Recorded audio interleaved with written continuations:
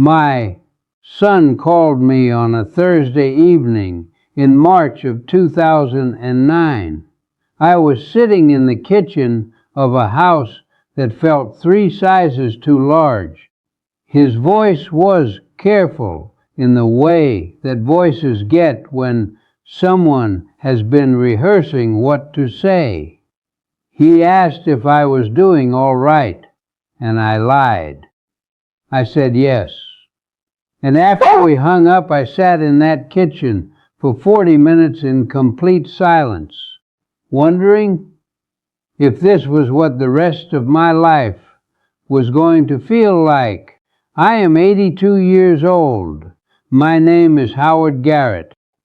I spent 36 years as a civil engineer in Columbus, Ohio. My wife Norma passed in January of 2008. No one calling, and in the 14 months between her death and that phone call from my son, I had made peace with almost nothing. What I did not know then, what I could not have told you with any confidence until years later, is that the silence I was so afraid of was not my enemy. It was the beginning of the most honest chapter of my entire life. I am not going to tell you that living alone is easy. Anybody who tells you that is selling you something that is not real. What I am going to tell you is what it actually gave me, and what it might still give you, if you are willing to stop running from it long enough to find out if this is reaching coite, reaching you at the right moment. If you're sitting somewhere alone tonight and you needed someone to say something true, subscribe before you keep reading. Call and more, because I have more to say, and you should not have to find it by accident. Benefit 1, you find out who you are when nobody is watching. For 34 years of marriage, I was Howard and Norma. That is how people referred to us. That is how I thought of myself on some level. Take Norma away, and the question became uncomfortably simple. Who is Howard? I did not know. That terrified me far more than being alone. There was a man in my neighborhood on Tamarack Boulevard in Columbus. His name was Dennis Calloway, retired school teacher. Lost his wife Carol in the spring of 2006, and Dennis told me something the winter after Norma passed that I turned over in my mind for months. He said, Howard, I spent 69 years performing for other people. When Carol died, I realized I had no idea what the performance was hiding. Dennis started woodworking in 2007. At age 71, in a garage workshop, he built himself over 6 weeks, not because he had always wanted to, but because the silence finally gave him room to find out what he actually wanted. He made furniture that was honestly not very good in the beginning and got much better over time and gave almost all of it away. He said, the giving mattered more than the making. Living alone does this. No one calling your name. It strips away the performance and leaves you with the question you have been avoiding. The question is not comfortable, but the answer, when you stop running and let it come, is the most valuable thing you will ever own. Benefit 2, the quiet stops being the enemy. I want to tell you about something that took me an embarrassingly long time to understand. For the first 18 months after Norma died, I was at war with silence. I left the television on. I accepted every invitation, regardless of whether I actually wanted to be there. I called people I had not spoken to in years just to have a voice in the room. No one calling your name. I was doing what most in grief do, treating silence like a symptom, like something to be managed or medicated away. It was not a symptom. It was an invitation. Somewhere in the fall of 2009, I stopped fighting it. I sat on the back porch on a Saturday morning in October with coffee and no agenda and nothing on, and I let the quiet say what it wanted to say. It said things I did not enjoy hearing.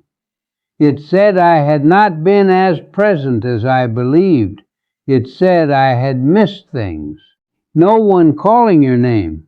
It told me the truth about myself in the way that only solitude can, without softening, without social politeness, no one calling your name, without the mercy of distraction. And then, slowly, over weeks and months, the quality of the quiet changed. No one calling your name. It stopped accusing and started teaching. It told me what I still wanted. It showed me the man I had enough time left to become. No one calling your name. You cannot get there by filling every hour with noise. The lesson is on the other side of the silence. You have to go through it to get there. Benefit 3. Your health. Health becomes personal, not obligatory. Here is something no man of my generation will say publicly, but every one of us knows is true. We went to the doctor when our wives made us go, not before, not out of personal conviction. When they made the appointment and drove us there and sat in the waiting room until they called our name, Norma kept me alive longer than I kept myself alive. That is the honest accounting of it. When she was gone, I had a choice. I could let the machinery run down unmaintained because nobody was watching, or I could decide that I was worth the maintenance myself. No one calling your name, not for anyone else. For me, I chose the maintenance. It took me about 2 years to choose it, and I did not do it gracefully. But I chose it. I started walking every morning on the Olentangy Trail near my house. I got a physical for the first time in 7 years. I started sleeping actual hours.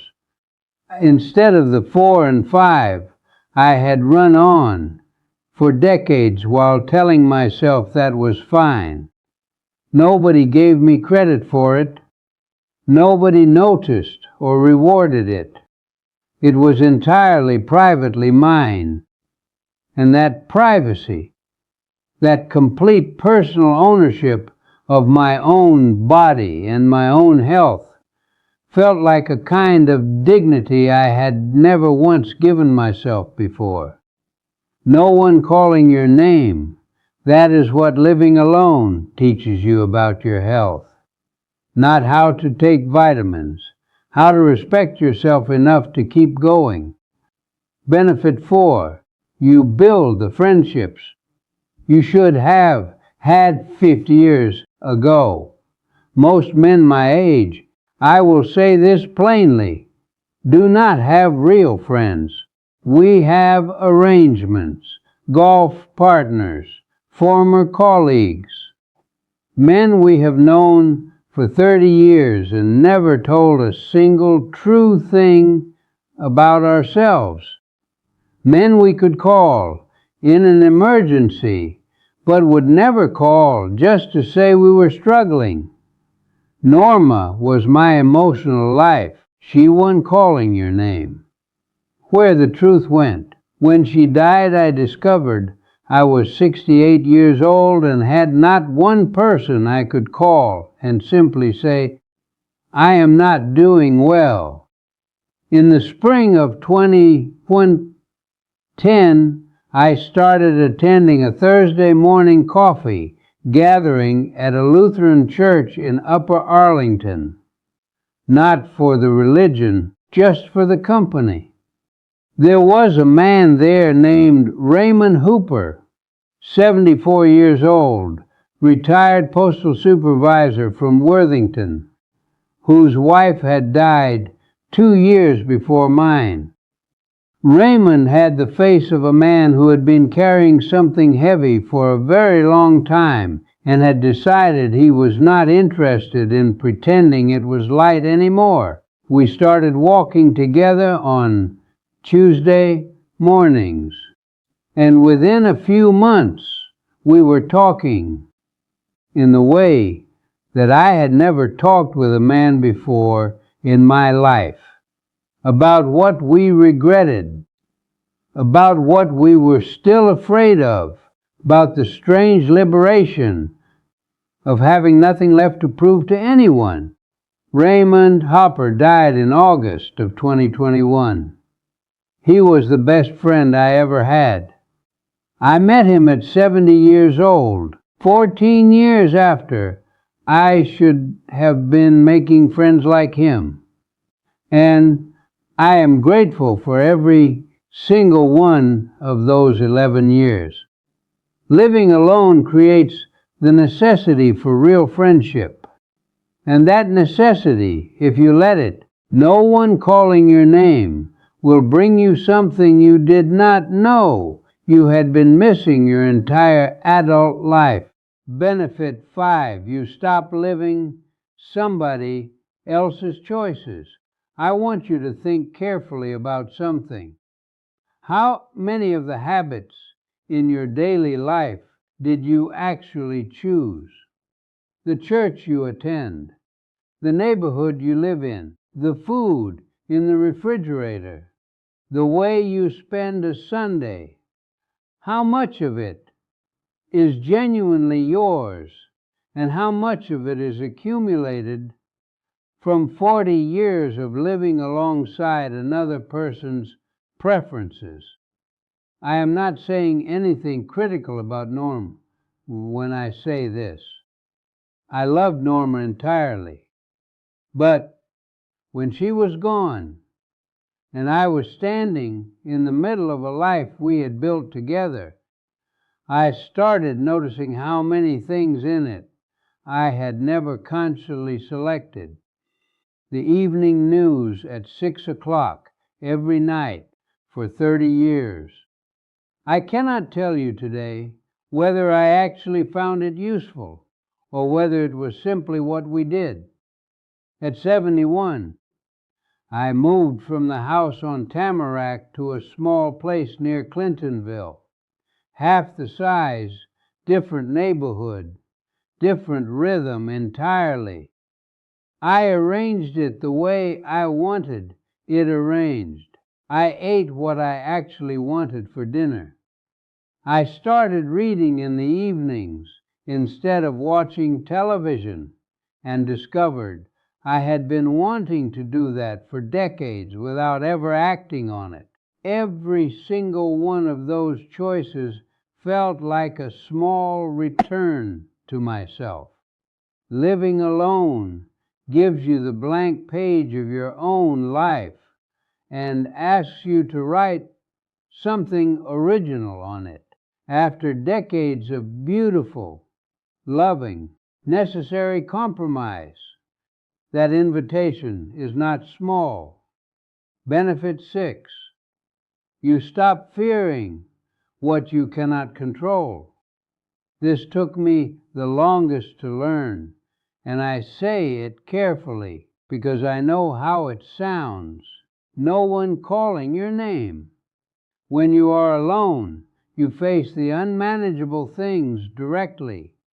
The health scare with no one to sit in the waiting room with you. The furnace that stops working in January. The 3 days when you feel so low you can barely get yourself out of the chair. These things happen, and there is no one to call on in the next room, and you handle them, not always gracefully, not without cost, but you handle them. And each time you do, something shifts. The fear becomes smaller. No one calling your name. Your understanding of your own capacity becomes more honest and more generous. There is a man I want to tell you about. His name was Gerald Sutton. He was 78 years old, a retired electrician from Bexley, Ohio, no one calling your name, who had been alone since his wife Patricia left in 1997 after 32 years of marriage. Gerald had been terrified of solitude his entire adult life. He told me once at a neighborhood event in 2015 that the first 5 years after Patricia left, he was certain the aloneness was going to kill him. It didn't kill me, he said. It introduced me to myself. Turns out I'm better company than I gave myself credit for. Living alone does not eliminate fear, but it shows you over and over that you are more capable than you knew.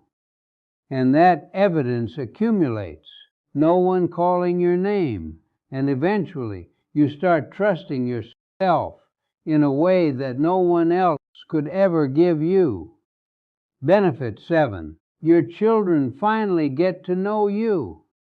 I am going to be honest about something that I think most fathers of my generation find genuinely painful to admit.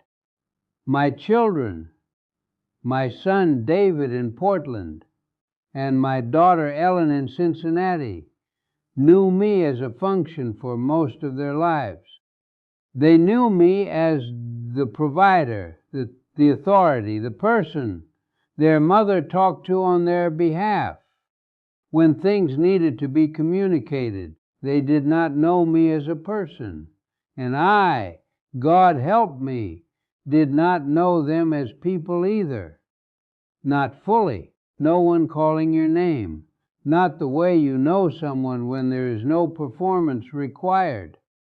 When Norma was alive, family gatherings had a structure and a warmth that she provided and that I showed up to. When she was gone, there was no structure, just people who loved each other and did not know quite how to be in a room together. David came to Columbus for Christmas of 2009, just the two of us. We did not have a plan. We ended up sitting at the kitchen table until nearly midnight, 2 nights in a row, no one calling your name, talking about things neither of us had ever said out loud. He told me about his marriage, which was struggling, no one calling your name. I told him about the years when I had worked so hard that I had missed things I could not recover. We cried together. In 51 years of knowing each other, we had never done that. That was not a loss. That was the beginning of an actual relationship. And it happened because the scaffolding of performance came down and left us with nothing to do but finally be honest. Benefit 8. You discover that an ordinary day is a remarkable thing. I know this sounds like something you would read on a coffee mug. Stay with me. When you are young and busy and surrounded by people and noise and obligation, an ordinary day is what stands between you and the things that matter. It is the filler, the background, the unremarkable passage of hours before something significant happens. At 82, living alone, I can tell you that I have not had an unremarkable day in 5 years. The particular slant of light on kitchen floor at 7 in the morning. The sound the house makes when the heat comes on in January. A letter from Ellen, handwritten, that I read 3 times before I put it down. A phone call with David that runs an hour longer than either of us planned and ends with both of us saying things we mean. These things are not small. They are the entire substance of a life. But you cannot see them when you are moving through them, looking for something bigger. Living alone slows the movement down enough that you finally see what you are standing in the middle of. Benefit 9. You learn what you were always worth. I want to end with this. No one calling your name. And I just want to say it as plainly as I can, because I think it is the most important thing I know. For most of my adult life, my sense of my own worth was attached to what I produced. I was valuable because I provided, because I was needed, because people relied on what I could do for them. Remove the job, remove the marriage, no one calling your name.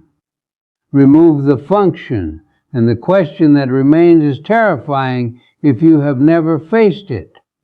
Am I worth something just as myself? Not as a role, not as a provider, or a husband, or a father, or a colleague.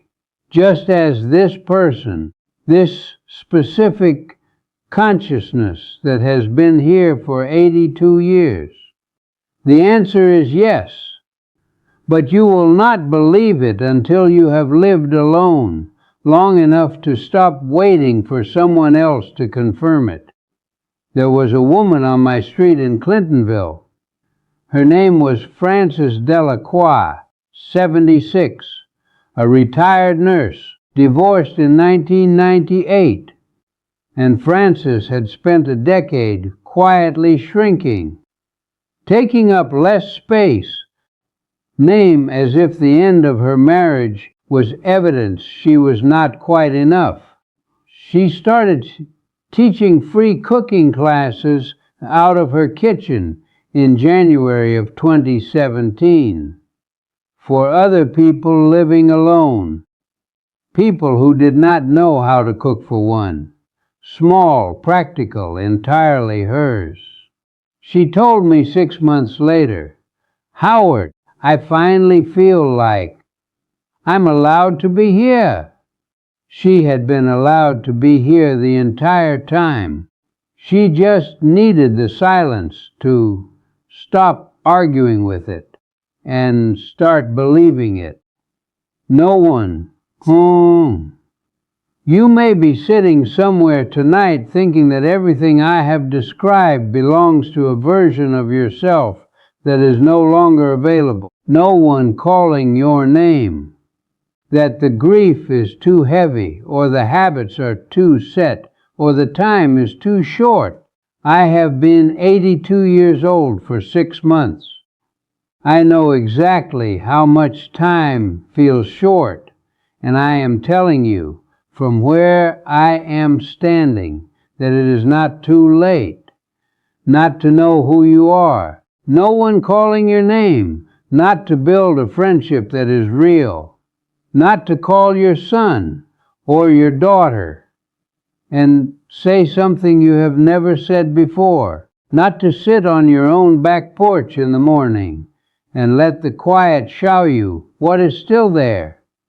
Call someone today, not tomorrow, today, because I have watched enough people wait for a better moment that never came to have any patience left for the argument that there will always be more time. Your life is not somewhere ahead of you. It is right here, right now, in this room, in this silence, in this one ordinary day that is never going to come again. Now, if you will excuse me, I need to call David. I have been putting it off since Monday, and I am old enough to know better than that. If something here landed somewhere true for you, leave it in the comments. Tell me what you are carrying. Tell me what you are still afraid to say. This is a place where we tell the truth, and if you want more conversations like this one, subscribe. Not because I am asking you to, because somewhere out there is another man sitting alone in a kitchen that feels 3 sizes too large, who needs to know that it does not have to stay that way.